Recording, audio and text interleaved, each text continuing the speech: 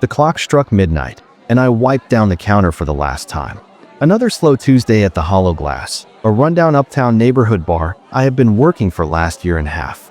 Not much going on, just me and a handful of regulars having their drinks until closing. The neon sign outside buzzed like a dying insect, casting flickering shadows across the empty booths. Then she walked in.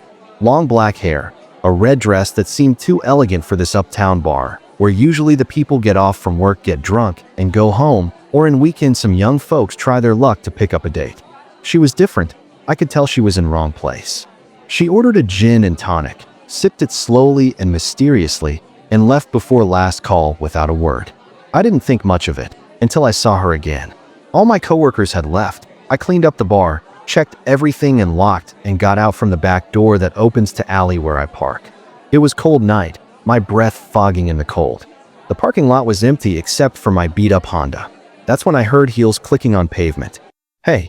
I turned. It was her, standing under the flickering streetlight. Her red dress looked almost black in the dim glow. "Can you give me a ride? I couldn't find a taxi," she asked, tilting her head. I should have said no.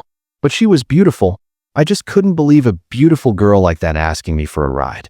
The night was quiet, and I was too tired to think straight. "Sure," I said. "Where are you going?"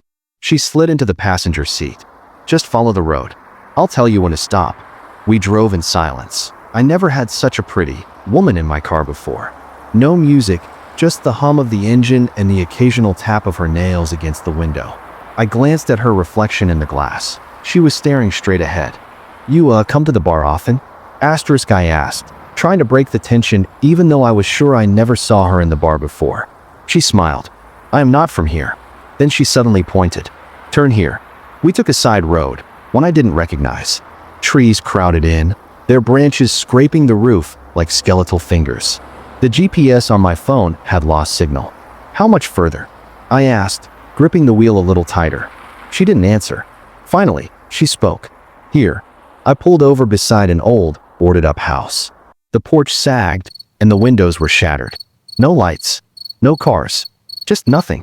"You live here?" I asked with my thin voice. She turned to me, her face half hidden in shadow. "No, my friends do," she said softly. "Do you want to join us?" Then she reached over and turned off the engine. She leaned closer, her breath cold against my ear. "They always give me the ride," she whispered. "Just like you." I fumbled for the door handle, frozen with fear. Outside, shapes moved in the dark. Figures, pale and gaunt, stepping out from behind the trees. And then I realized the passenger seat beside me was empty, but the door was still locked. I slowly looked to check if the key's still in the ignition, and it was still there with a bunch of keys dangling. I started my car and reversed in full speed. The last thing I heard was her voice, drifting from somewhere far away. "Thanks for the ride." I still don't know how I drove away and got back to my apartment in the city. I had fever next day and didn't go to work, and asked my boss to give me day shifts.